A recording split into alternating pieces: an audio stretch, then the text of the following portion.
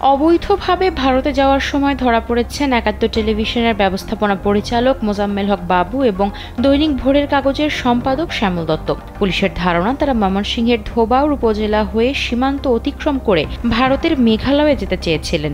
ধোবাউড় থানার ওসি মোহাম্মদ চানমিয়া জানান, সোমবার ভোর 6টার দিকে দক্ষিণ মাইসপাড়া ও পোড়াকান্দুনিয়া সীমান্তের মাঝামাঝি এলাকায় একটি প্রাইভেট কার সহ 4 জনকে আটক করে ধোবাউড় থানা পুলিশের হাতে সোপর্দ করে জনতা। ওই গাড়িতে ছিলেন মোজাম্মেল হক বাবু ও শ্যামল দত্ত।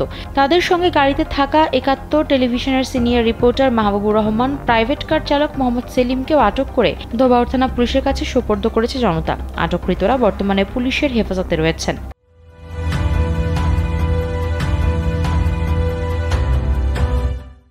5 আগস্ট শেখ হাসিনার সরকারের পতনের পরদিনই সপরিবারে ভারতে পালিয়ে যাওয়ার চেষ্টা করেছিলেন দৈনিক ভোরের কাগজের সম্পাদক ও জাতীয় প্রেস ক্লাবের সাবেক সাধারণ সম্পাদক শ্যামল দত্ত। তবে ইমিগ্রেশন পুলিশের বাধায় দেশ ছাড়তে পারেননি তিনি।